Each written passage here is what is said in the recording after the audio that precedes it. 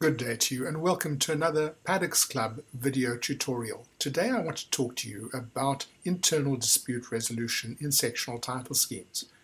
When sectional title disputes do arise, very often the trustee's knee-jerk reaction is to refer the issue to their lawyer and to get him or her to deal with the owner or occupier concerned in trying to solve the problem. Very often it starts off with a letter of demand, and unfortunately the reaction to that type of communication is often negative. So one has to ask the question, is this the best way? Well, perhaps not. It is very likely that in future the law will require that schemes must provide an internal dispute resolution procedure. And even if this does not become a legislated requirement, I suggest that it is something schemes should consider.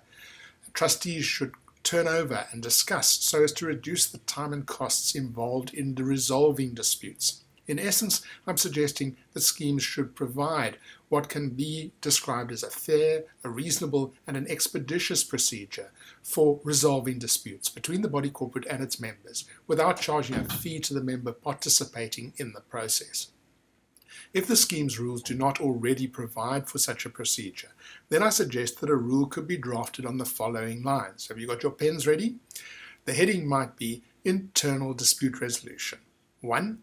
Either the body corporate or any member of the body corporate may request that the parties to a dispute in regard to the administration of the scheme meet and discuss the issues in an effort to resolve the dispute.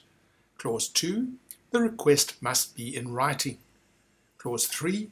The body corporate may not refuse such a request, and the member may not be charged a fee to participate in the process. Clause 4. The body corporate must designate at least one trustee to attend the meeting. 5. The meeting must be arranged without delay at a mutually convenient time and place.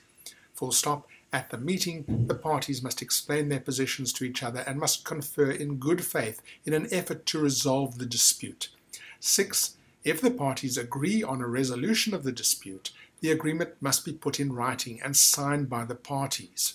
7, and last one, the agreement is binding and can be enforced by the courts if A. It is not in conflict with the law or the scheme's governing documents, and B. The body corporate's representative and the other parties had the authority to enter into the settlement, or alternatively, the settlement is ratified by the trustees or by whatever other authority is required.